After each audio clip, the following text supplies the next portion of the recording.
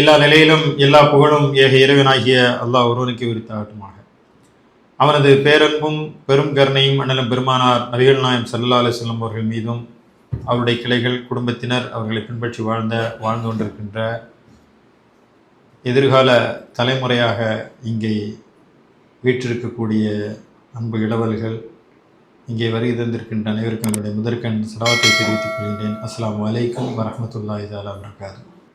கும்பகோணம் ஜமாத்தே இஸ்லாமி ஹிந்த் இந்த ஒரு அருமையான ஒன்றுகூடலை முன்னிறுத்தி இந்திய மாணவர் இஸ்லாமிய அமைப்பு SIOவும் சாலிடாரிட்டி இளைஞர் அமைப்பும் இளைஞர்களுக்கான ஒரு அருமையான நிகழ்வை இங்கே ஒன்றிணைத்திருக்கின்றீர்கள். உங்களுக்கு என்னுடைய அன்பையும் வாழ்த்தையும் தெரிவித்துக் கொள்கின்றேன். இந்த தலைப்பு ஒரு வித்தியாசமான தலைப்பு. ஜென்சி தலைமுறை, அவருடைய பொறுப்பும் ஒழுங்கும். இதை முதல்ல நம்ம படிக்கும்போது எப்படி படிப்போம்? ஜென் என்ன எழுதியிருக்கு? ஜென் இசட் தானே, ஆனால் படிங்க ஜென்சின்னு படிக்கிறோம். இதுதான் ஜென்சி தலைமுறை. Gen Z. இதில் இந்த தலைமுறையே வகுத்து தந்திருக்கின்றார்கள். எப்படின்னு சொல்லியாச்சுன்னா 1946 1964 வரை பிறந்தவர்கள் பூமர். நம்ம சொல்லலாம் பூமர் அங்கிள் அப்படின்னு. நாங்கள்லாம் அப்படி அதில் நான் கொஞ்சம் தப்பிச்சு வந்துட்டேன். நாங்கள் எக்ஸ் தலைமுறை. அதுக்கு அடுத்து 1965 79 வரைக்கும் எக்ஸ் தலைமுறை. 80 94 வரைக்கும் ஒய் தலைமுறை, எக்ஸ் ஒய். அதுக்கப்புறம் வர்றது தான் இப்போ இசட் தலைமுறை. 1995 2009 வரைக்கும் பிறந்தவங்களில் இசட் தலைமுறை. 2010 2024 ஆல்பா தலைமுறை. அதுக்கப்புறம் 25க்கு பிறகு 39 வரைக்கும் பிறக்கக்கூடியவர்கள் பீட்டா தலைமுறை. இப்போ ஏன் நம்ம ஜென்சி தலைமுறைக்கு வச்சுருக்கோன்னா, அந்த காலகட்டத்தில் பிறந்தவர்கள் இன்றைக்கு முழுமையாக துடிப்புடன் இயங்கக்கூடிய ஒரு காலகட்டத்தில் இருக்கோம். குறிப்பாக இந்தியாவில் இளைஞர்கள், இந்தியாவில் இருக்கக்கூடிய மக்கள் தொகையிலே 27.12 விழுக்காடு இவர்கள் தான் இருக்காங்க. ஒரு நாட்டினுடைய கால்வாசி பேருக்கு அதிகமானவர்கள் இளைஞர்கள் தான். 371.4 மில்லியன் இளைஞர்கள் இன்றைக்கு இருக்காங்க. எந்த நாட்டில் இளைஞர்கள் ஆற்றலும் திறனும் பெற்றிருக்கின்றார்களோ அந்த நாடு உலக அளவிலே மிகப்பெரிய அளவிலே வல்லரசாக திகழும். எந்த சமுதாயத்தில் இளைஞர்கள் துடிப்புடன் எழுச்சியுடன் இருக்கிறார்களோ அந்த சமுதாயத்திற்கு வேறு ஆயுதங்களே தேவையில்லை. அவர்கள்தான் ஆயுதங்கள், இந்த சமுதாயத்தை வழிநடத்தக்கூடிய தலைவர்கள். அந்த அடிப்படையில் தான் இந்தியா வல்லரசாகும் என்ற கனவு இளைஞர்களை நம்பித்தான். இந்த இளைஞர்கள் இவர்கள் அடுத்த தலைமுறையிலே உருவாகி வரும்போது ஒரு வளமான இந்தியாவை அவர்களால் உருவாக்க முடியும். இந்த ஜென்சி தலைமுறையுடைய பண்புகள் என்ன, இவங்க யாரு அப்படின்னு கொஞ்சம் நம்ம தேடுதல் இறங்கினீங்கன்னா வரும். அவங்களுடைய கேரக்டர் என்ன தெரியுமா? இணைய வசதிகளை நிரம்ப பெற்று எப்போதும் அலைபேசி இணையத்தோடு தொடர்பு இருக்கக்கூடிய ஒரு தலைமுறை எழுதுறான். ஃபர்ஸ்ட் இன்ட்ரோடக்ஷனே அவ்வளோதான்.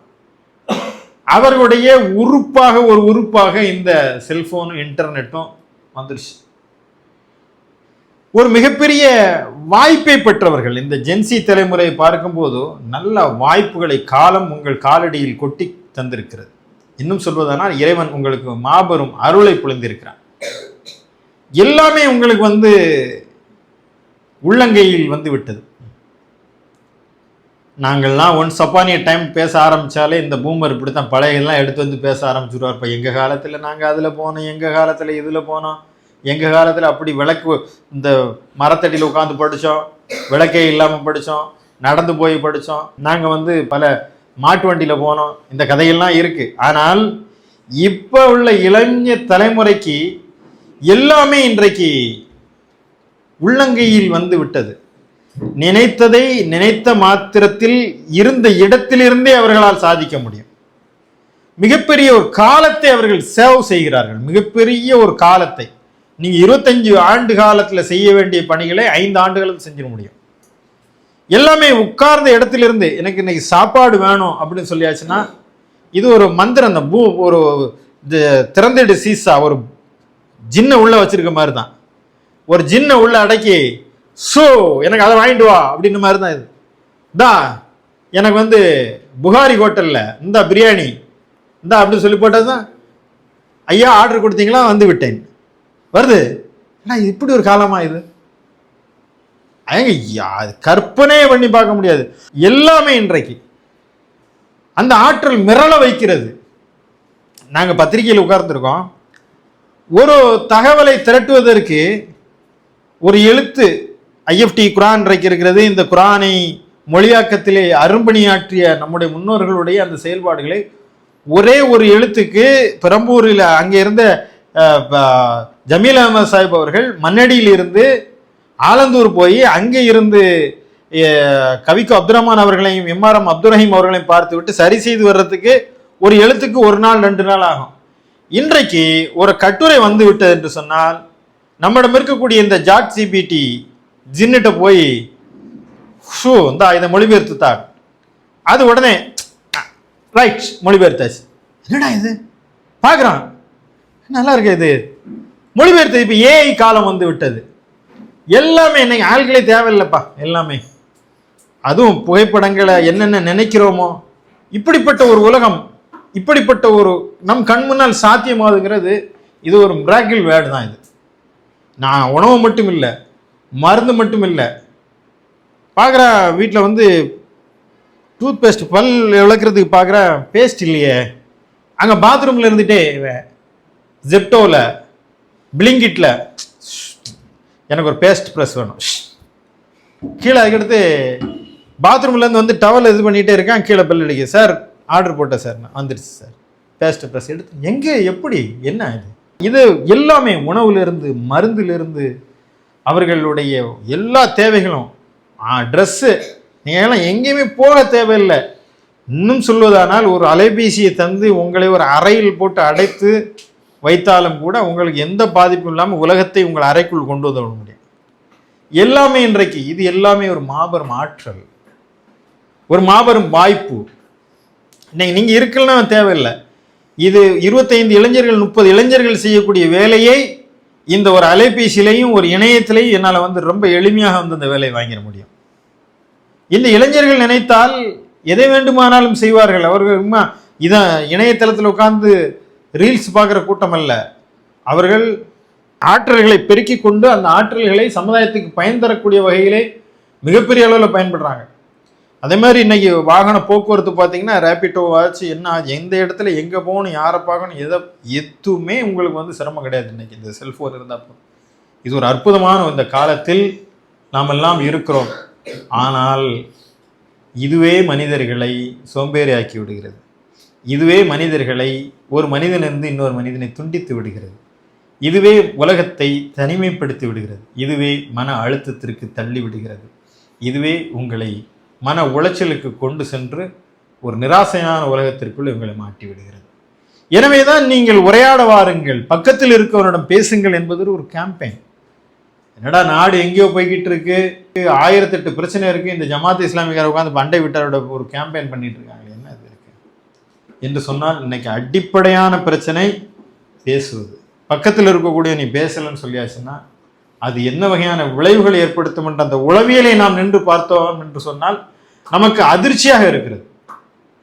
இதோடைய தாக்கத்தை நான் சொல்லட்டுமா? இதோடைய தாக்கத்துடைய விளைவுகள் நான் சொல்கிறேன். ஒரே ஒரு விளைவு தான் ரொம்ப கனமாக என்னை நெஞ்சை அழுத்தி கொண்டிருக்கிறது. நான் கடையநல்லூர்காரன். எங்கள் கடையநல்லூரில் கடந்த வெள்ளிக்கிழமை ஜும்மா முடித்து 2 பேர் வெளியே வராங்க.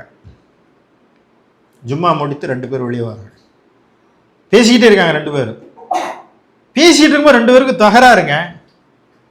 நம்ம காலையில் சண்டை போட்டால் என்ன செய்வோம்? அடிப்போம். வீட்டுக்கு போனால் கத்தி எடுத்து வந்தால் சரமாரியை குத்தி கொண்டுட்டான். முசம்மில்கிற பையன் இறந்தே போயிட்டான்.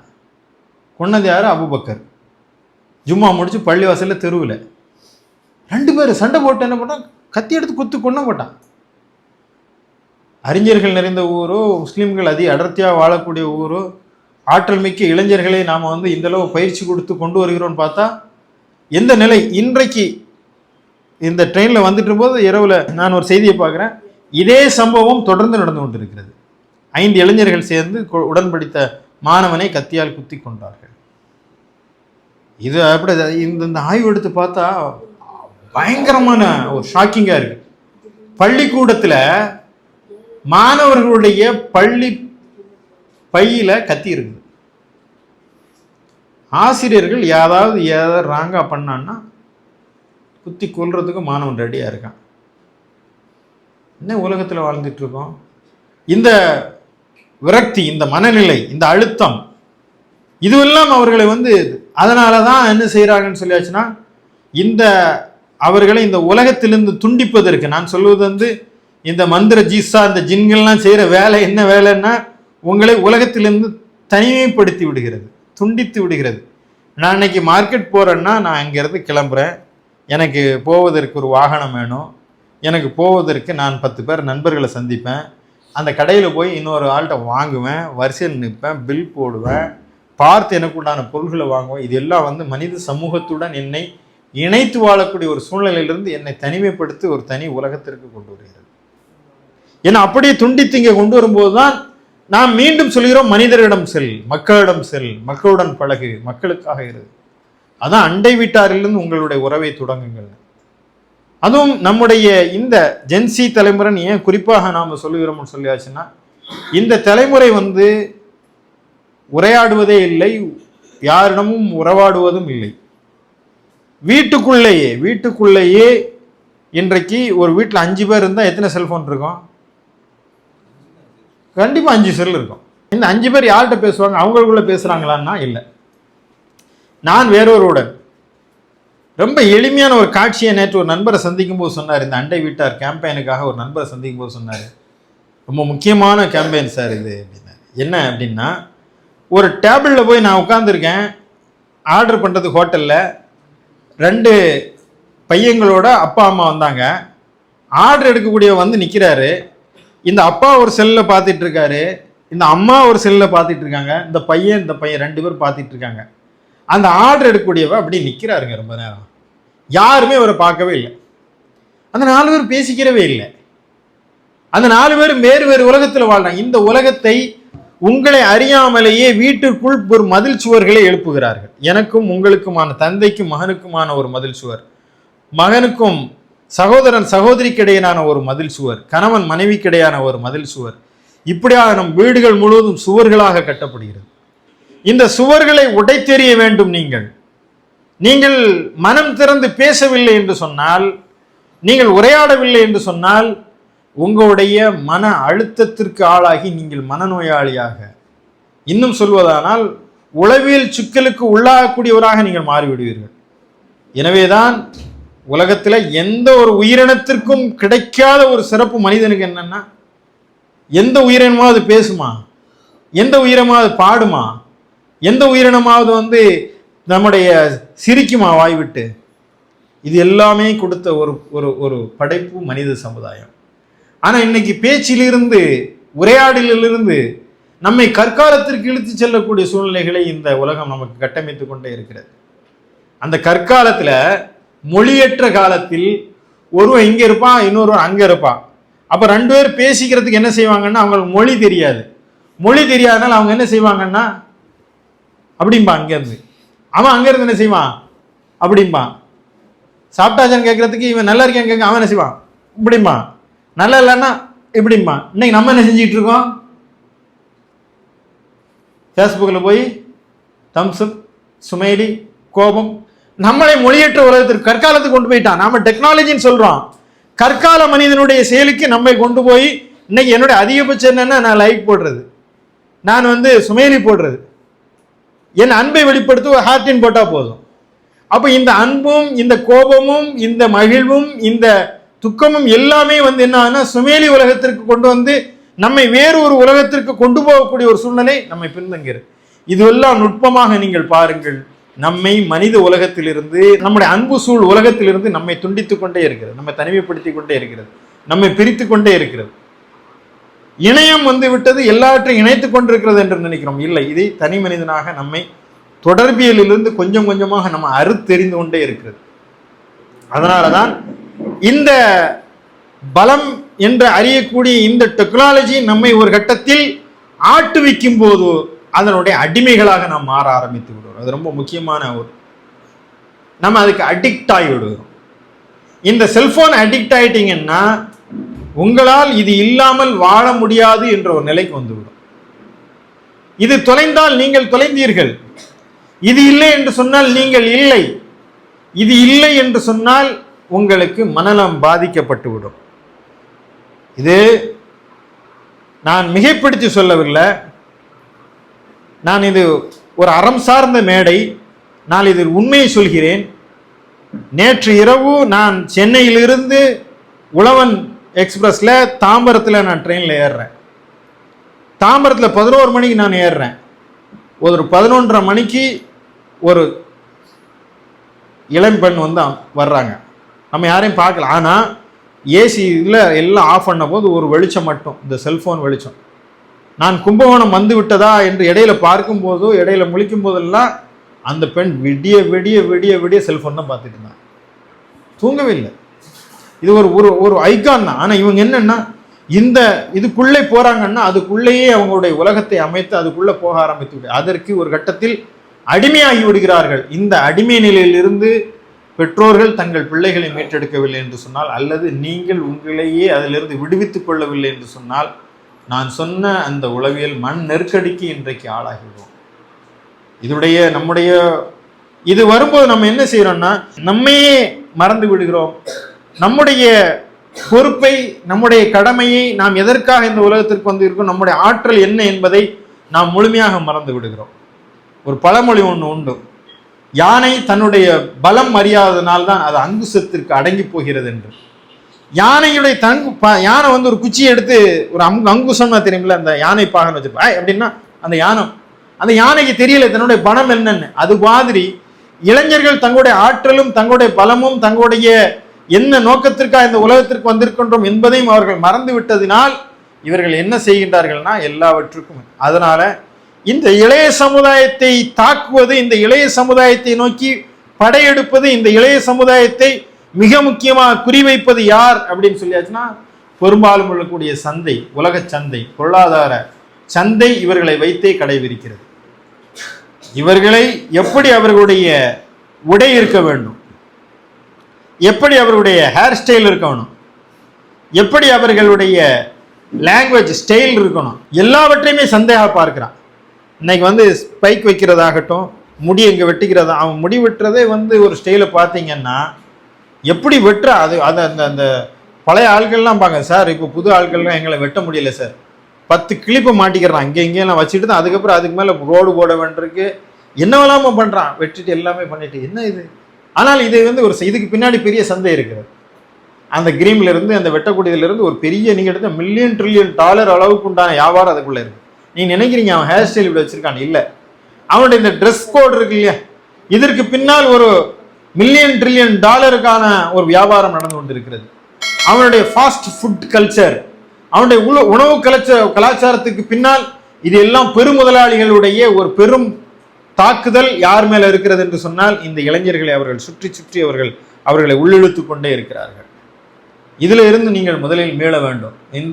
இந்த வலை, இந்த மாய வலை, கண்ணுக்கு தெரியாத மாய வலைக்குள்ளே நீங்கள் சிக்கி விட்டீர்கள் என்று சொன்னால் சிக்கி சின்னாபின்னமாகிடும். அதிலிருந்து நீங்க அந்த வலையை அறுத்து கொண்டு வெளியே வர வேண்டிய ஒரு சூழ்நிலை இருக்கிறது. அதே போல உங்களை நோக்கி இன்னும் மிகப்பெரிய அளவிலே குறிவைத்து தாக்கக்கூடியவர்கள் என்று சொன்னால் மது, போதை போன்ற விற்பனையாளர்கள். இன்னைக்கு இளைஞர்கள் ஜென்சி தலைமுறையில் மிக பெரும்பாலான, இதை மிகைப்படுத்தி சொல்வது போல தெரியல, ஆனால் உண்மை அதுதான், கசப்பான உண்மை அதுதான், நெஞ்சை அழுத்துகின்ற உண்மை அதுதான். அவர்கள் போதைக்கு அடிமையாகிறார்கள். ட்ரக் சின்ன, அதாவது நாம நினைக்கிறோம் போதைன்னா பெரிய ஆட்கள், அந்த பெரிய பையங்க காலேஜ் படிக்கிற பையங்க இல்லை, 8th 9th 10th படிக்கிற பையங்க கூட பள்ளி வளாகங்களிலே இன்றைக்கு போதை நடமாடக்கூடிய அளவிற்கு அவர்கள் போதை வஸ்துகளை பயன்படுத்துகிறார்கள். அதுக்கு அவர்கள் அடிக்ட் ஆகிறாங்க, அதில் அவர்கள் மூழ்கிறார்கள். அது அவர்களுடைய சிந்தனையை மாற்றுகிறது. இன்றைக்கு பெரிய வணிகம், கோடிக்கணக்கான வணிகம் அந்த போதையை சுற்றி இருக்கு. எப்படி அந்த போதைக்குள்ள அவங்கள இழுத்து கொண்டு உள்ள போறாங்கன்னா, சின்ன சின்ன வில்லைகள் தானே, ஜாலிடா, சாப்பிட்றா, நீலாம் என்னடா நம்ம சாப்பிடலாம், என்ன சும்மா டேஸ்ட் பார்ப்போம், நம்மளாம் அப்படியே போயிட போறோம்னு சொல்லி சின்ன சின்ன வில்லைகள், சைனி கைனி கூல் லிப்புன்னு சொல்லி சின்ன சின்ன வில்லைகளை அந்த பெட்டி கடைகளில் எங்கே விற்கிறான்னு சொல்லியாச்சுன்னா பள்ளி வளாகங்களில் ஆரம்பிக்கிறாங்க. அதை போய் இவன் சாப்பிட ஆரம்பிக்கிறான், நல்லா இருக்கேன்ட்டு. ஒரு கட்டத்தில் அதனுடைய சுவை அவனை இழுக்கிறது. ஒரு கட்டத்திற்கு அப்புறம் அந்த மாத்திரையுடைய போதை அவனுக்கு போதாமல் ஆகிறது. அடுத்த கட்டத்துக்கு அவனுக்கு அறிமுகமாகிறது. இதை போட்டால் அவனுக்கு ஆகாது, இதை விட பெஸ்ட்டு ஒன்று இருக்குது, இதை விட பெஸ்ட் ஒன்று இருக்குது. கடைசியில் கஞ்சா அபின் போன்ற பெரும் போதை வஸ்துக்குள்ளே போகிறான்.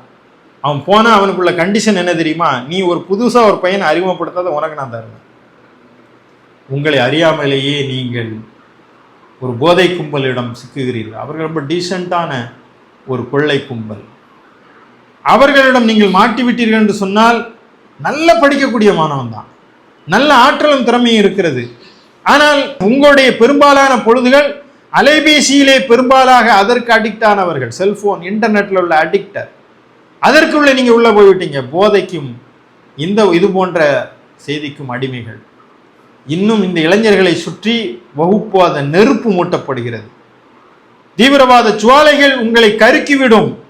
எனவே மிக துணிவுடன் மிக தெளிவுடன் நாம் அதை எதிர்கொள்ள வேண்டும். இந்த அன்பின் உலகை கட்டமைக்க வேண்டும் என்பதற்காகத்தான் அண்டை வீட்டாருடன் உறவாடுங்கள் என்பதை இளைஞர்களுக்கு அறிமுகப்படுத்துகிறோம் என்று சொன்னால், நாம் இந்த அன்பு சூழ் உலகை சமைப்பதற்குண்டான ஒரு தலைமுறையை உருவாக்குவதற்கான ஒரு சூழ்நிலையை உருவாக்க வேண்டும் என்பதற்காக தான். அவர்கள் எளிய அளவிலே உணர்ச்சி வசப்படக்கூடியவர்களாக இருக்கிறார்கள். அதனாலதான் இந்த ஜென்சி தலைமுறையை நீங்க போய் பாருங்க இன்டர்நெட்ல. அவர்கள் செய்தது சாதாரணம் அல்ல. நேபாளில் அந்த ஆட்சியை கவிழ்த்து விட்டார்கள். மொரோக்காவிலே ரெவல்யூஷன் கொண்டு வந்தார்கள். அதைத்தான் இன்னைக்கு இங்கே புதிதாக கட்சியை தொடங்கிய ஒரு கட்சியினுடைய ஒரு பொறுப்பாளர் தான் இன்னைக்கு எந்த அளவு சொல்ல, ஜென்சி தலைமுறை எங்கள்கிட்ட இருக்கு, தமிழ்நாட்டில் புரட்சியை வெடிக்கும் என்று சொன்னால் அதற்கு அவன் மேல் வழக்கு போடப்பட்டிருக்கிறது. கொடுமையான வார்த்தை அது. இந்த இளைஞர்களை வச்சு ரெவல்வ் பண்ணுவோம், புரட்சியை வெடிக்க செய்வோம் என்பது. என்ன புரட்சியை வெடிக்க வைக்க போறார்கள்? அப்ப இவர்களெல்லாம் யாருன்னா சிந்தனை இல்லாதவர்களை, இந்த இளைஞர்களை தன்வயப்படுத்தி இந்த பெரும் கூட்டத்தை தன் கட்டுக்குள் வைத்து தாங்கள் அரசியல் ஆதாயம் அடைய வேண்டும் என்பதற்காக இன்றைக்கு சினிமா போன்ற மாய வலைக்குள் உங்களை சுண்டி இழுத்துக் கொள்கிறார்கள், கவர்ந்து இழுத்துக் கொள்கிறார்கள். அதை வைத்து கொண்டே இன்றைக்கு தங்களுடைய அதிகாரத்தின் இருப்பிடத்தை அவர்கள் அடைந்து விடலாம் என்று துடிக்கிறார்கள். அவருடைய இலக்கே இன்றைக்கு ஜென்சி தலைமுறை தான்.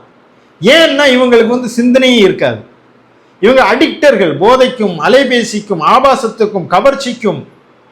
ரொம்ப முக்கியமாக நம்ம இதெல்லாம் பார்க்கும்போது நான் நிறைய வேதனைகளை சொல்லி வருகிறேன். நம்மோட இதெல்லாம் நீங்க சீரியஸா கன்சிடர் பண்ணுங்க. என் இளைய தலைமுறை அன்பு கூர்ந்து நான் கேட்கிறேன், இதை நீங்கள் கன்சிடர் செய்யுங்க. இது வெறும் உரை அல்ல நான் பேசுவது. இன்றைக்கு போர்னோ வீடியோக்கள் என்று சொல்லக்கூடிய ஆபாச வீடியோக்களை பார்க்கின்ற ஒரு தலைமுறை அருவருப்பாக இருக்கிறது. உறவு முறைகளை, கட்டற்ற உறவு முறைகளுக்குள்ள நிர்வாண வீடியோக்கள் இன்றைக்கு தங்கு தடை இல்லாமல் கிடைக்கிறது. அல்லாஹ் பாதுகாக்க வேண்டும். ஒரு மிகப்பெரிய சாபக்கேடு. நான் முதலில் சொன்னேன், இது ஒரு மிகப்பெரிய ஒரு வாய்ப்பு, ஒரு அருள் என்று நான் குறிப்பிட்டேன். அந்த அருளும் வாய்ப்பும் நான் சரியான முறையிலே பயன்படுத்த தவறினோம் என்று சொன்னால் அது எப்படிப்பட்ட ஒரு இழிநிலைக்கு, கேவலத்திற்கு நம்மை கொண்டு வருகிறது.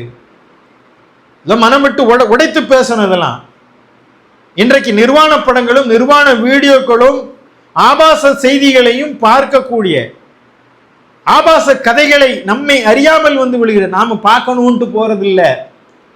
நல்ல விஷயம், இந்த மாதிரி அமீன் பாய் பயான் பண்ணியிருக்கார், ஜென்சி தலைமுறை இது நல்லா இருக்க அப்படின்ட்டு அந்த லிங்க் அனுப்பி பார்ப்போம். அது கீழே போனால் ஜென்சின்னு சொல்லிட்டு இன்னொரு வரும், அதை போனால் இன்னொன்று வரும். அப்படி கடைசி எங்கே கொண்டு விடும் உங்களை அறியாமலேயே அது ஒரு ஆபாச வலைத்தொலைத்துள் உங்களை அழைத்து சென்று விடும். இது ஒரு கட்டமைப்பு, ஒரு மாய வலை, மாய சங்கிலி. இதில் நீங்கள் சிக்கிக்கிட்டீங்கன்னா முடிஞ்சு. ஆனால் இதை நாம் வெளியே சொல்லுவதில்லை, தயங்குகிறோம். அதனால என்னன்னா, நான் ஒரு பிள்ளையை நேசிக்கிறேன், அந்த பிள்ளை எனக்கு கிடைக்கல அப்படின்னா நேரப்போ அந்த பிள்ளையை குத்தி கொண்டாடலாம். எனக்கு கிடைக்காத பொண்ணு யாருக்கு இருக்கக்கூடாது. என்ன அந்த பெண் என்ன பாவம் செய்தாள்? நேர்மையாக இருந்து உண்மையாக இருந்து அந்த பெண் செய்த தவிர அந்த குழந்தையை நல்ல முறையில் வளர்த்துருக்காங்க. ஒரு ஒரு ஒரு பொறுப்பில்லாத ஒரு தவறான ஒரு பையன்ட்டு நம்ம போய் வாழ்க்கை சிக்கிடக்கூடாதுன்னு அவனை விரும்பலை அப்படின்னு சொல்ல, என்னை விரும்பலையா, என்னை விரும்பாத நீ இந்த உலகத்தில் இருக்கக்கூடாது, போய் ஆசிட் எடுத்து ஊத்திடுறான், கத்தி எடுத்து குத்திடுறான். ரொம்ப கவனமாக இருக்க வேண்டி இருக்கிறது. அதே போல இவர்கள் இந்த மாய உலகத்தினுடைய பெரும் கவர்ச்சிக்குள்ள இன்றைக்கு என்னுடைய ஆற்றல் மிக்க சமுதாய சொந்தங்களுடைய இந்தியாவுடைய நம்பிக்கை ஒளிக்கீற்றுகளாக திகழக்கூடிய இளைஞர்களுடைய உயிர்கள் சாலைகளில் செத்து மடிவதை நான் பார்க்கிறேன். என்ன காரணம்? Bike race. தகப்பன் வெளிநாடுகளிலிருந்து பாடுபட்டு விலை உயர்ந்த பைக்கை வாங்கி கொடுக்குறான், அவன் எடுத்துட்டு போறான். உங்களுக்கு தெரியுமில்ல, இப்போ சென்னையில் கடந்த வாரம் நடந்தது. ஒரு மேம்பாலத்தில் ஒரு வியாபாரி பாவம், அவனுக்கு 2 பிள்ளை இருக்கு, கடையை மூடிட்டு அவன் 2 வீலர் தத்தகாப்பு வந்துட்டு இருக்கான். ரோடு ரேஸ் போட்டால் ஏத்தால வந்து அடிச்சு கொண்டே ஓட்டான். அவனை அடிச்சு மோதி தூக்கி ஆள் காலி. பாவி, நீ உன்னுடைய சாகாசத்திற்கு, உன்னுடைய அந்த பேரின்பத்தை அடைய வேண்டும் என்ற அந்த அடிமை மனத்தினத்திற்கு அந்த பைக் ரேஸ் பறக்கணுங்கிறதுக்காக எத்தனை பேர் இன்றைக்கு புதிய புதிய வாகனங்களை வாங்கி இறந்துருக்காங்கன்ற பாருங்க.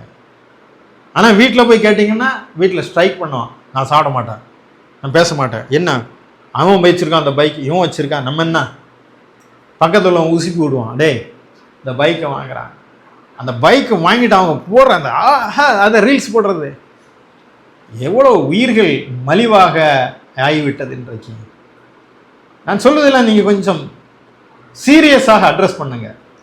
நம்முடைய இளைஞர் சமுதாயத்தில் இல்லை நிலைகளை நான் ஜென்சி தலைமுறையுடைய நிலைமைகளை சொல்லி வருகிறேன், பெரும் கவலையோடு நான் இதை பதிவு செய்து வருகிறேன்.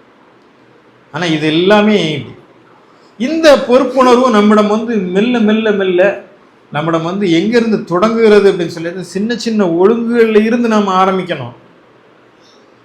ஒரு ஃபேன் ஒரு இடத்துல ஒரு லைட் எரியுதுன்னா அந்த லைட்டு ஏன் எரியுது, ஆஃப் பண்ணிட்டு போகணும். இதெல்லாம் எங்கள் தாய் தப்போ என்னுடைய ஸ்கூலில் சின்ன வயசுலலாம் ஸ்கூலில் எங்களுக்கு சொல்லி தருவாங்க. செருப்பை ஒழுங்காக கழட்ட முடியுமா நமக்கு தெரியுதா?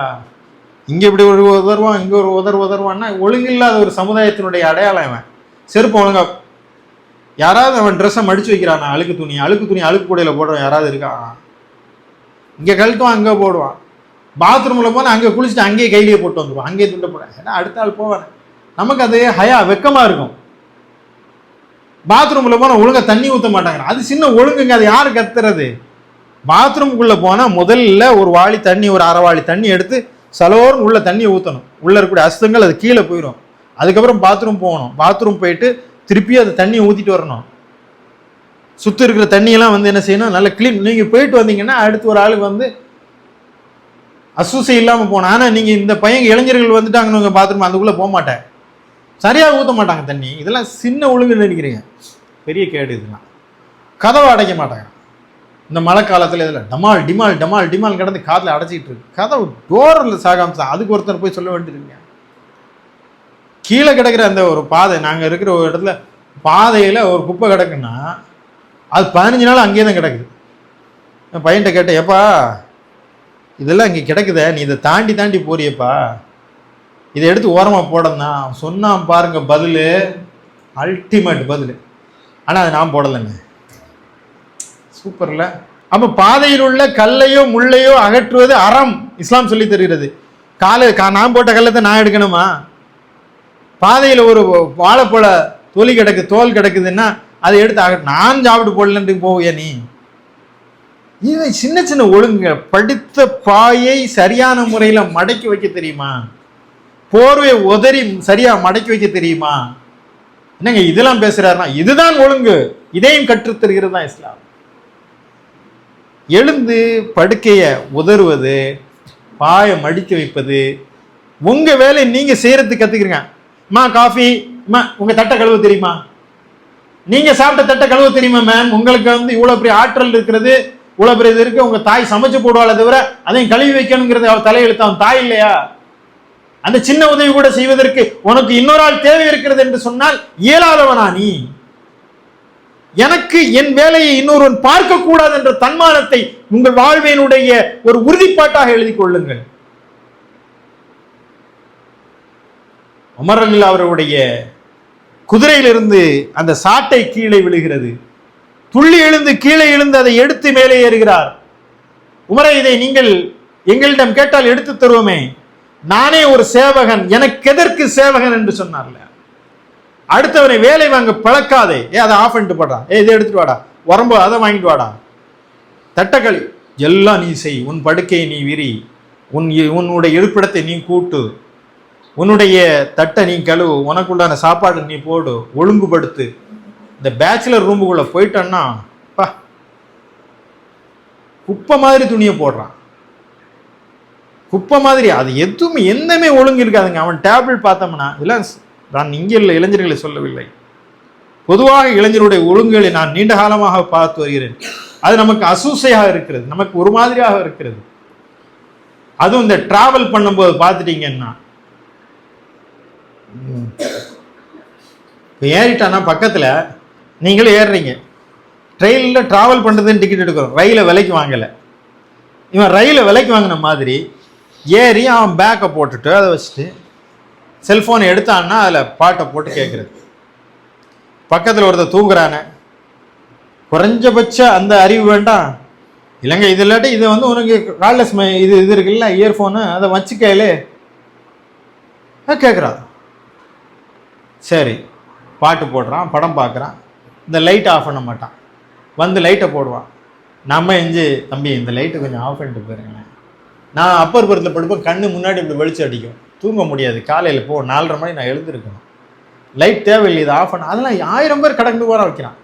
சார் சாப்பிட்டுட்டு இந்த தட்டை வாஷ் பேஷனில் போய் கழுவுறோம் இல்லையா, அந்த வாஷ் பேஷனில் கழுவிட்டு அதில் இந்த தக்காளி இந்த வெங்காயம்லாம் போய் அதில் போய் அடைச்சிக்கிறோம். அடைச்சிருச்சுன்னு வைங்களேன், அப்படி துப்பிட்டு தண்ணியை ஊற்றிட்டு வந்துடுவான். அது ஃபுல்லாக நிரம்பி வழிஞ்சிரும். நிரம்பி வழிஞ்சா அந்த தண்ணி அப்படியே கிடக்கும். அது நம்ம போகும்போது அந்த ட்ரெயின் ஆடும்போது நம்ம மேலே அப்படி தெரியும்.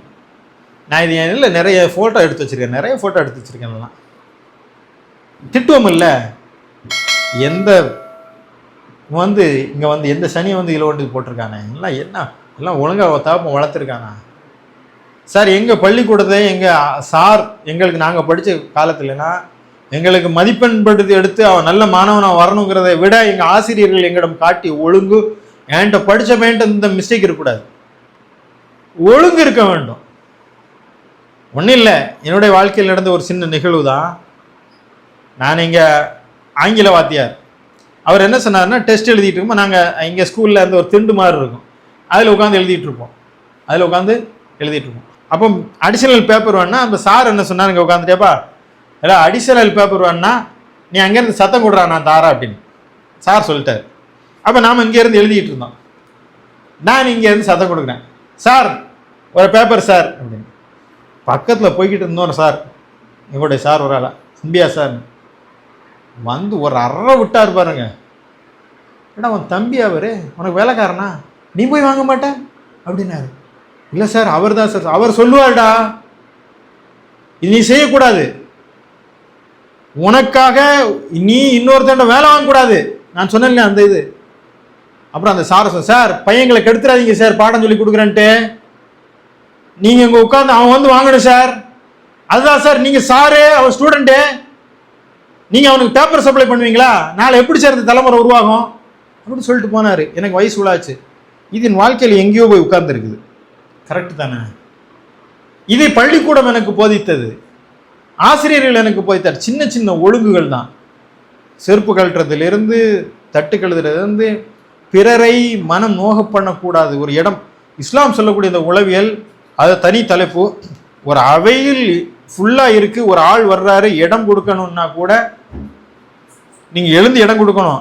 இடம் கொடுக்க முடியாத ஒரு நிலை இருந்தால் அவருடைய மனம் நோக்கக்கூடாமல் கொஞ்சம் அசைஞ்சாது கொடுங்க. நீங்கள் சும்மா இடம் இல்லை, ஜஸ்ட் லைக் தேட், நீங்கள் அந்த உணர்வு அவருக்கு கடத்துங்க. இஸ்லாம் சொல்லக்கூடியதுங்க. பேருந்தில் போகிறோம், ஆனால் இது எல்லாமே ஒரு முஸ்லீம் இளைஞன் செய்யக்கூடியதில் பழிச்சு நம்ம தெரியணும். கரெக்ட், இவன்ட்டு பயிற்சி, இவன் நல்ல தாய் தகப்பனுடைய நல்ல பயிற்சி இவனுக்கு கிடைத்திருக்கிறது, இவர் நல்ல ஒரு இஸ்லாமிய இயக்கம் இவனை பயிற்றுவித்திருக்கிறது. எதற்கு? ஒழுங்கும் அறமும் நேர்மையும் திறனும் உழைப்பும் தான் ஆற்றல்கள் இருக்கு, நமக்கு வாய்ப்புகள் இருக்கிறது. ஆனால் நான் சொல்ல இந்த குறைகள் எல்லாம் நீங்கள் சரி பண்ணுங்க. இந்த உலகம் போகின்ற ஓட்டத்திலே, நீரோட்டத்திலே நீங்களும் அடித்து செல்லப்பட்டு விடக்கூடாது. உலகம் போகிற போக்கில் அந்த நீரோட்டத்திலே அடித்து செல்லப்படக்கூடிய தக்கைகளும் துரும்புகளும் போல நீங்கள் இருந்து விடாதீர்கள். கரை கொண்டு ஓடுகின்ற பேராற்றல் மிக்க ஒரு பெரும் வெள்ளத்தை எதிர்த்து நீச்சல் போடுகின்ற எதிர்நீச்சல் போடுகின்ற ஆற்றல் மிக்க இளைஞர்களாக நீங்கள் திகழ வேண்டும். மௌலானா மௌதூதி அவர்கள் எழுதுகிறார், ஆற்றின் திசையிலே செல்லக்கூடிய தூசுகளை, துரும்புகளை, சக்கைகளை போல உங்களோட வாழ்க்கையை அமைத்துக் கொள்ளாதீர்கள். உலகம் போகுதுங்க ஒரு போக்கு, அந்த போக்கிலே நான் போறதில்லை. எனக்கு ஒரு தனி ஸ்டைல். தொழுகை நேரம் வருதா, அது எந்த இடமானாலும் சரி, அந்த நேரத்தை ஒழுங்குபடுத்துவது, ஒரு லிமிட், எல்லாவற்றிலும் ஒரு சரியான, அதே மாதிரி நேரம், கரெக்ட் டயத்துக்கு நான் சொன்ன நேரத்தில் அங்கே இருப்பேன். சொன்ன சொல் காப்பாற்றுவேன். சொன்ன வேலையை சொன்ன நேரத்தில் செய்து முடிப்பேன். நேர்த்தி ஒன்று இருக்கு, அந்த நேர்த்தியுடன் அந்த ஒழுங்குடன் நான் செய்து முடிப்பேன். அன்பு சகோதரர்களை, இது எல்லாம் நம்முடைய இந்த ஒழுங்கை நம்மிடமிருந்து சரி செய்யும் போது தான். இதில் ஒரு பகுதி தான் பக்கத்தில் யார் இருக்கா, பக்கத்து வீட்டுக்காரன் என்ன பண்ணுறான், நீங்கள் ஹெல்ப் பண்ணிட்டீங்கன்னு வைங்களேன். ரொம்ப நீங்கள் பக்கத்து வீட்டுக்காரனுக்கு நீங்கள் கடைக்கு போகிறீங்க, ரசூல் ஸல்லல்லாஹு அலைஹி வஸல்லம் ஒரு சின்ன ஒரு ரொம்ப முக்கியமான ஒரு சின்ன ஒரு நடைமுறை தான். அதை நீங்கள் பின்பற்றீங்களேன், உங்கள் வட்டாரத்தில் ஆகச்சிறந்த மனிதராக நீங்கள் மாறிவிடுவீங்க. பெருமானார் நாயம் ஸல்லல்லாஹு அலைஹி வஸல்லம் அவர்கள் கடைவீதிக்கு செல்லும் போது அருகில் இருப்பவரிடம் உங்களுக்கு என்ன வாங்கி வர வேண்டும் என்று கேட்டு அவர்கள் வாங்கி வருவார்கள். ஆனால் இன்னைக்கு நீங்கள் போகும்போதோ, தம்பி நீ அந்த மெடிக்கல் தானே போகிற, இதை வாங்கிட்டு வா பண்ண, ஏன் நீ போய் வாங்க மாட்டியாப்போ? இன்னொன்று மதிக்க தெரியாது, ரெஸ்பெக்ட், மரியாதை இல்லை. யாரையுமே பெரிய அவன பெரிய சும்மா பேசிட்டு போகிறான். எங்க பைக்கில் போகிறான், பைக்கில் போகும்போது பயங்கர ஸ்பீடாக போகிறான், தம்பி பார்த்து போக வேண்டியது தானே, அப்படி ரவுண்ட் அடித்து வர்றான், தொலைச்சிருவேன் அப்படின்ட்டு போகிறான். டேய் என்னடா இது, வயசு என்ன ஆகுதுடா, பெரிய ஆள். அவர் சொல்றாரு, ஏய் பார்த்து போகக்கூடாதுன்னு, இந்த அட்வைஸ் எல்லாம் வீட்டோட வச்சுக்க, கொண்டுடுவோம் ஒன்று. எப்படி தலைமுறைங்க இது? அதாவது யாரை மதிக்காத போக்கு. அதனால தான் பெண்களை மதிக்கிறது இல்லை. பெண்களை அடிமையாக, அவர்களை ஒரு சதையாக, காட்சி பிண்டமாக பார்க்கிறது. பெண்களை மதிப்பதில்லை, பெரியவர்களை மதிப்பதில்லை, உறவுகளை மதிப்பதில்லை, தன்னுணர்வுகளை மதிப்பதில்லை. எனவே அன்பு சகோதரர்களே, இதெல்லாம் மிகப்பெரிய ஒரு தலைப்பு. நான் இறுதியாக இந்த ஒரு விஷயத்தை சொல்லி நான் நிறைவு செய்கிறேன். இந்த நான் சொன்ன விஷயங்களை எல்லாமே நீங்கள் ரொம்ப சீரியஸாக யோசித்து பாருங்களேன். மிகப்பெரிய ஒரு செய்தியை நான் உங்களுக்கு சொல்லியிருக்கேன். நாம் இன்றிலிருந்து ஒரு அற்புதமான ஒரு மனிதனாக, மற்றவர்களுக்கு முன்மாதிரியாக நான் வாழ வேண்டும். என்னுடைய வாழ்க்கையில் எந்த மனிதருக்கும் எந்த காலத்திலும் நான் தொல்லை தரக்கூடாது. ஒரு விஷயத்தை ரொம்ப ஆழமாக எழுத்தி வைத்துக் கொள்ளுங்கள். ஒருவருடைய புன்னகைக்கு நான் காரணமாக இருக்கின்றேனோ இல்லையோ, எவருடைய கண்ணீருக்கும் நான் ஒரு காலத்திலும் காரணமாக இருக்க மாட்டேன். எவருடைய புன்னகைக்கு நான் ஏதாவது ஒரு வகையில் காரணமாக இருக்கிறேனோ இல்லையோ பரவாயில்லை, ஆனால் எவருடைய கண்ணீருக்கும் நான் காரணமாகி விடக்கூடாது. ஒருத்தனை கண்கலங்க வச்சிடாதீங்க. நீங்க செய்த தவறுக்காக உன் தகப்பனை தலைகுனிய வைத்து விடாதீர்கள். உங்களுடைய பெற்றோர்கள் உங்களை வளர்த்து ஆளாக்கி கனவு கண்டு உங்களை ஒரு பெரும் மனிதனாக உருவாக்க வேண்டும் என்று தன் வாழ்வின் பெரும்பகுதியை செலவழித்த அந்த தந்தையும் தாயும் நாளை இறைவன் திருமுன்னால் நீங்கள் தலைகுனிய வைத்து விடாதீர்கள். உங்களுடைய தவறுக்காக உன் தாய் தந்தையை தலைகுனிய வைக்காதீர்கள். நீங்கள் செய்கின்ற தவறுகளுக்காக ஒரு சமுதாயத்தை நீங்கள் குற்றப்படுத்தி விடாதீர்கள். நான் உங்களை நெஞ்சுக்கு நெருக்கமாக அதைத்தான் கேட்கின்றேன். என் பொருட்டின் சமுதாயம் வீழக்கூடாது, வாழ வேண்டும், நிமிர்ந்து நிற்க வேண்டும். என் சமுதாயத்தின் பெருமை மிக அடையாளமாக நான் திகழ வேண்டும். எனக்கு இறைவனும் இறை தூதரும் வழிகாட்டி இருக்கிறார்கள். வானத்தில் பறப்பது ஒரே பெருவழிதான். ஆனால் பிணந்தின்னி கழுகின் உலகம் வேறு, பெருமை மிகு ராஜாளியின் உலகம் வேறு. நான் எல்லோரையும் போல இங்கே நான் சாவதற்கு வரவில்லை. தேடி சோதரு நிதந்தின்று பல சின்னஞ்சிறு கதைகள் பேசி வாடி மிக உழன்று பிறர் வாட பல செயல்கள் செய்து நரைகூடி கிள பருவம் எய்து கொடும் கூற்றுக்கிறை என பின்மாயும் சில வேடிக்கை மனிதனை போல் எனையும் வீழ்வேன் என நினைத்தாயோ?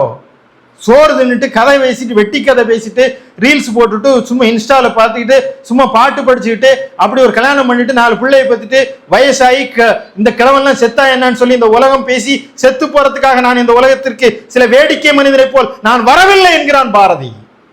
சில வேடிக்கை மனிதனை போல் என்னை வீழ்வேன் என நினைத்தனையோ? நான் ஒரு உம்மத்தை முஸ்லிமாவுடைய அடையாளம், பெருமை மிகு உலகத்தை சமைக்க வந்தவன் நான். சாலிடாரிட்டி என்ற ஒரு இயக்கத்தினுடைய வளர்ப்பு, இந்திய மாணவர் இஸ்லாமிய அமைப்பினுடைய பயிற்றுவிப்பு நான். ஜமாத் இஸ்லாமி இந்தினுடைய நிழலில் வளர்ந்தவன் நான்.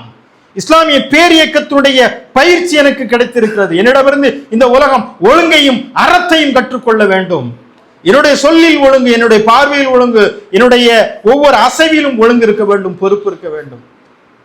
Time to lead. இந்த சமுதாயத்தை வழிநடத்துங்கள், அதற்கான தகுதியை வளர்த்துக் கொள்ளுங்கள்.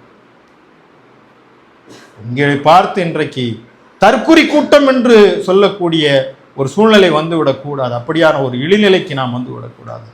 இந்த சமுதாயத்தை வழிநடத்தக்கூடிய தகுதி வாய்ந்த இளைஞர்களாக நாம் மாற வேண்டும்.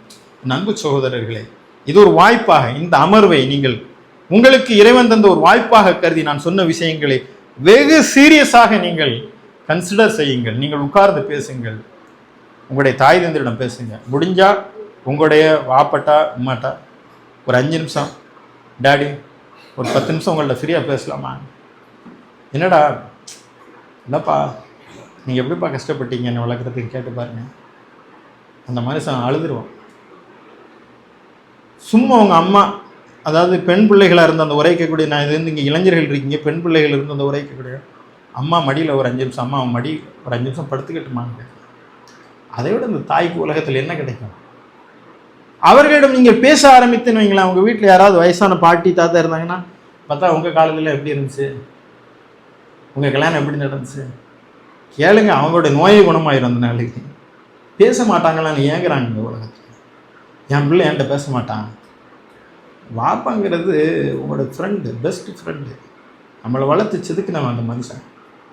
சும்மா பேசுங்க. தோள் மேலே கை போட்டு பேசுகிறது. தோள் மேலே வளர்ந்தா தோழன்பாங்க. ஃபாதர்கிட்ட பேசுங்க. நீங்கள் அன்புங்கிறதெல்லாம் உள்ளுக்குள்ளே வச்சுக்காதீங்க. பாப்பாட்ட போய் உட்காந்து பக்கத்தில் உட்காந்து சும்மா ஜாலியாக பேசுங்க. ஏன்ப்பா இப்படி இருக்கீங்க, டல்லாக இருக்கீங்க, எங்கேயாவது போவோம்மா, நம்ம 2 நான் என் கூட பைக்கில் வரீங்களா, நம்ம எங்கேயாவது டூர் போயிட்டு வருவோம். பாப்பா எங்கேயாவது தனியாக டூர் போயிட்டு இருக்கீங்களா, போயிட்டு வாங்க. சும்மா குற்றாலம் வரை போயிட்டு வருவோம், வாங்க வாப்பா, வாங்கப்பா என் கூட வாங்கப்பா. ஃப்ரெண்டோடய சுற்றிக்கிட்டு இருக்கேம்மா. எனக்கு அந்த தகப்பனோட நீங்கள் ஒரு சுற்றுலாவை பண்ணும்போது அந்த தகப்பன் ஒவ்வொரு ஒழுங்கையும் உங்களை கற்றுத்தரும். டே தொழுகு நேரம்டா, தொழுடா, இது சாப்பிடாதா, இங்கே சாப்பிட்றா, இதை பார்த்து புள்ளிடா, இப்படி ட்ரெஸ் பண்ணாடா, 4 பேர் பார்க்குறாங்கடா. இல்லை ஏன் தகப்பனோட டூர் போக மாட்டேன், சும்மா போயிட்டு வரேன். பாப்பா நம்ம 2 பேர், அம்மா நீ எவ்வளோ நாளும் சமைச்சிக்கிட்டே இருப்பேன், கஷ்டமாக இருக்குமா, அன்னைக்கு வாம்மா கடையில் நான் சாப்பாடு வாங்கி தரேன், உனக்காகவே நான் காசு சேர்த்து வச்சுருக்கேம்மா. தான் பிள்ளை கஞ்சி ஊற்றுவாங்கிற நம்பிக்கை, அது சாப்பாடு இல்லை, நம்பிக்கை. எனவே அன்பு சகோதரர்களே, உங்கள் இல்லங்களிலிருந்து நீங்கள் ஆரம்பிங்க. உங்களுடைய வீடு உங்களால் பாதுகாப்பு பெற வேண்டும், உங்கள் வட்டாரம் பாதுகாப்பு பெற வேண்டும். இந்த சமுதாயத்திற்கு நிறைய தேவைகள் இருக்கிறது. இது வெறுப்பின் காலம். ஆற்றல் மிகு இளைஞர்களை நம்பி இருக்கின்றோம். உங்களை நம்பி இந்த சமுதாயம் இருக்கிறது. அந்த நம்பிக்கையை வீணடித்து விடாதீர்கள். வீறு கொண்டு எழுங்கள். அறமும் ஒழுங்கும் நிறைந்த ஒரு சமுதாயத்தை கட்டமைப்பதற்காக இந்த நாளிலிருந்து ஒரு உறுதியேற்று ஒரு வெற்றி பாதையை நோக்கி நடைபோடுவதற்காக நாம் மட்டுமல்லாமல் இந்த உலகத்தை வழிநடத்தக்கூடிய ஒரு பெரும் ஆற்றல் உள்ளவர்களாக இருக்க வேண்டும். மார்க்க அறிவை நீங்கள் வளர்த்து கொள்ள வேண்டும். ஆனால் இன்றைய இளைஞரிடம் மார்க்க அறிவு வெறும் வாதம் என்ற அடிப்படையில் சுருங்கி இருக்கிறது. மிகப்பெரிய அறிஞர்கள் சமுதாயத்தை உருவாக்குவதற்கான தேவை இருக்கிறது. தலைவர்களுக்கான பஞ்சம் நீண்ட நெடிய காலத்திற்கு இருக்கிறது. எனவே எதிர்கால தலைமுறையினுடைய தலைவர்களாக நீங்கள் உங்களை தகுதிப்படுத்திக் கொள்ளுங்கள். வாசிப்பை விசாலப்படுத்துங்கள். மார்க்க அறிவை நீங்கள் நிரம்ப பெறுங்கள். உங்களுடைய ஒழுங்குகளை நீங்கள் வளர்த்துக் கொள்ளுங்கள். இன்னும் உங்களிடம் பேசுவதற்கு மணிக்கணக்கில் நாள் கணக்கில் செய்திகளும் உங்களிடம் பேசுவதற்கான மனநிலையும் இருந்தாலும் கூட இந்த கால சூழ்நிலையை கருத்தில் கொண்டு இதை என்னுடைய முன்னுரையாக, உங்கள் அன்பின் நண்பனுடைய வேண்டுகோளாக இதை எடுத்துக்கொண்டு இதிலிருந்து நீங்கள் இந்த செய்திகளை சுட்டு விரல் பிடித்து தொடர வேண்டும் என்ற ஒரு விருப்பத்துடன் இந்த நல்வாய்ப்பிற்கு நன்றி கூறி விடைபெறுகிறேன். வாஹிரு தாவானா அல்ஹம்துலில்லாஹி ரப்பில் ஆலமீன். அஸ்ஸலாமு அலைக்கும் வரஹ்மத்துல்லாஹி தஆலா வபரகாத்துஹு.